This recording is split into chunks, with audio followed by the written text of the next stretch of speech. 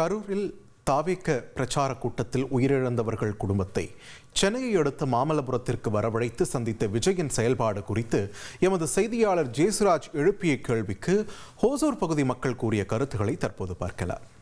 வரலாற்றுல இப்படி ஒரு நிகழ்வை நாங்க பார்த்ததே கிடையாதுங்க. ஏன்னாங்க ஆறுதல் அடைஞ்சு அந்த எவ்வளவு பெரிய தலைவராக இருந்தாலும் ஆறுதல் சொல்றது அவங்க இடத்துல போய் தான் ஆறுதல் சொல்லியிருக்காங்களே தவிர ஒரு இடத்துல கூப்பிட்டு வச்சு ஆறுதல் சொல்றது இது வந்து முதல் முறையா இருக்குது. இது ஒரு ஆச்சரியமா இருக்குது. இது கண்டிக்கத்தக்கது. அதை நாங்க உடனே கண்டிக்கிறோம். யாரா இருந்தாலும் சரி, அது எவ்வளவு பெரிய விஜய் வந்து இன்னைக்கு வளர்ந்து வர தலைவர்களா இருக்கட்டும். ஆனா அதுக்கான நாகரிகம் கருதி அவர் செயல்பட வேண்டிய கட்டாயத்தில் இருக்கிறார். அவர் பக்குவமா தான் இந்த செயலை வந்து செய்யறாரு. அவர் மீண்டும் அந்த கரூருக்கே போய் அந்த பாதிப்படைந்த மக்களை வந்து பார்க்கறதா இருந்தால் அங்க மீண்டும் வந்து கூட்டம் கூடுவதற்கான வாய்ப்பு இருக்கு. ஏன்னா இவரை வந்து ஒரு தலைவராகவும் ஒரு நடிகருங்கிற முறையில ஒரு பெரிய ரசிகர் பட்டாளமும் அவரை வந்து தொடர்ந்து வந்து பார்க்கறதுக்கு முயற்சி பண்ணிக்கிட்டே இருக்கிறாங்க. அதனாலதான் இந்த என்ன ஒரு துன்பகரமான நிகழ்வே நடந்திருக்கு.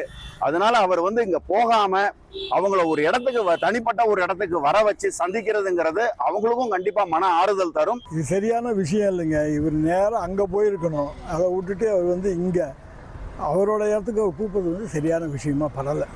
அதுதான் கரெக்டு. அங்கே போய் பார்த்துருக்கணும். அவர் அதில் சின்ன குழந்தைங்க, வயசானவங்க, ப்ளஸ் என்ன சொல்கிறது, ஹஸ்பண்ட்ஸ் இழந்திருக்கிறாங்க, ஒய்ஃபை இழந்திருக்கிறாங்க, ஒரு குடும்பத்தில் 2 குழந்தைங்கள இருந்திருக்காங்க. அதனால் இது சத்தியமாக ஏற்புடையது இல்லை. 41 குடும்பத்தை அவங்க நேரில் ஒரே வாட்டி சந்திக்கிறது எல்லாரையும் கூப்பிட்டு வரவேற்கத்தக்கது தான். ஏன்னா இதுக்கு மேலே இப்படி நடக்கக்கூடாது. கரூரில் தாவேக பிரச்சார கூட்டத்தில் உயிரிழந்தவர்களின் குடும்பத்தை சென்னைக்கு வரவழைத்து சந்தித்த விஜயின் செயல்பாடு குறித்து ஹோசூர் பகுதி மக்கள் தெரிவித்த கருத்துக்களை நாம் பார்த்தோம். இனி செல்லும் இடமெல்லாம் செய்தி.